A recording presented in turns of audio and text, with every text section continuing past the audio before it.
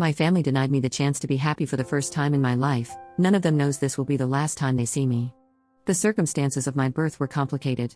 I broke up 2 marriages, and my family has never been shy about how they feel about me for that. Only one of my brothers has gotten drunk enough to tell me to my face that he resents me for existing, but I know it exists within all of them, at least in some way. I'm much younger than all my siblings, and there was so much that happened out of our hands that I made excuses, but my whole life, I've never quite felt part of the family. As a child, I told myself we'd make up for lost time once I got older, and we could talk as equals. Now, at 23, I see glimpses of the life I wished I'd have, but in the end, I'm always too much trouble to be included. No one talks to me, and I hear everything from my father. I had to find out my niece was in a car accident from him. I had to find out my other niece had a miscarriage from him. I had to find out my oldest brother had a brain tumor haphazardly on a phone call with my father, which he didn't even know I was unaware of.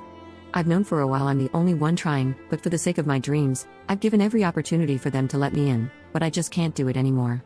I have a psychiatric service dog who aids me with CPTSD. He is the single greatest thing to happen to me. Not only did he save my life from myself, but he has made life livable. He can tell when I'm panicking, and he knows pressure therapy to help me through an attack. He stops me from hurting myself in meltdowns, sits with me until the only noise I can hear anymore is his snoring on my lap. He allows me to go grocery shopping by myself.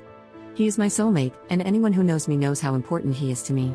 My dating life isn't thriving, so I took a shot in the dark and asked my niece if she minded if I brought my service dog as my +1 for her wedding at the end of this month. I have to fly across the country to go, so I will be bringing him anyway since I cannot fly alone. I figured it couldn't hurt to see if he could not have to stay in the hotel all night. I do not technically need him for the event, since I'll know every guest, and I will be drinking pretty heavily to cope, but getting to spoil him with a bow tie, dancing, and steak sounded like the perfect reward for helping me on my flight. Several times, I emphasized that I understood it was an odd request, and she could say no if she wanted. She was emphatic that he could come. She said even if I found a date, he could come. I was elated. For once, I felt seen, I felt cared about, I felt valued. And then I got a call from my dad.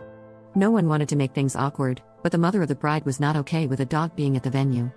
I explained that he is a trained service animal and will not impede the ceremony in any way, and I'd of course remove him if he did. Still, he said they didn't like it.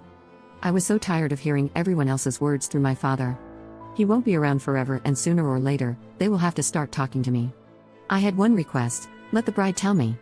When I asked her, she said yes, and until she told me she changed her mind, I was under the assumption he could go. Well, I never heard back. My dad kept dropping hints when I call him, but I told him what my expectations were. When I RSVP'd, I put my dog as my +1 on the response to let them know I wasn't backing down this time. At this point, I didn't even care if she said he couldn't go, I just wanted to hear it from her. The next morning, I woke up to an email from my father. Not even a text, an effing email explaining that my niece didn't want to be the bad guy, but my dog was not welcome at the wedding. He said he was sorry, but he could still come with me to the hotel if I wanted.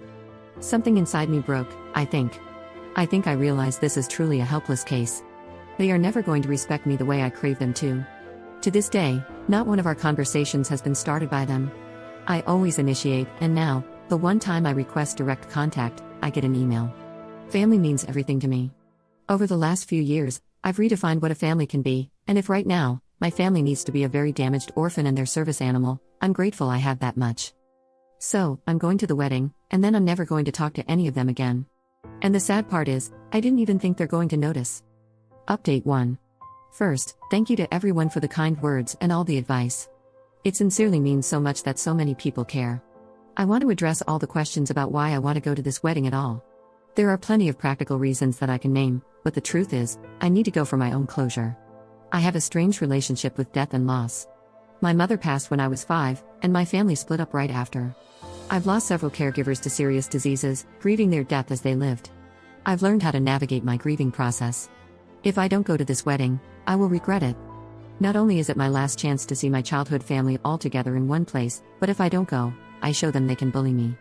I do not want to make a spectacle of my trauma with them, but that does not mean I have to walk away with my tail between my knees. I'm not scared of them. My relationship is non-existent, but I did see my siblings, cousins, nieces, and nephews fairly regularly. When I was a kid, they intimidated and bullied me into silence, but I'm not a child anymore. I lived with these people. I can manage one night, if for no other reason than to prove they cannot control me. So, I went to the wedding. It went about how I expected it to go, though one can never be ready for a spontaneous conga line. Sadly, there was no secret last-minute invite, nor any secret plot of which the bride was unaware. She felt bad saying no, so she lied, and she didn't want to tell me that, and she still didn't, even at the wedding. No one really said much at all, in fact. The mother of the bride did not speak to me at all. My brother tiptoed around the subject until the end of the night. To his credit, he did apologize for all the dog stuff, as he said goodbye.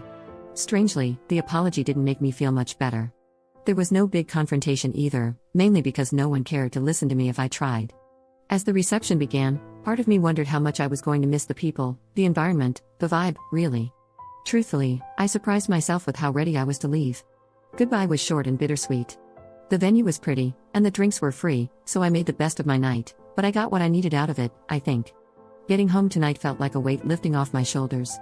I know more than ever that I need to do this, and what I once saw as cutting my family in half, I can now see as clearing space for new family, one that cares. Thank you for all your kind words and all the support for my dog. Update 2. Up posting in r/poem 2 months after her original post.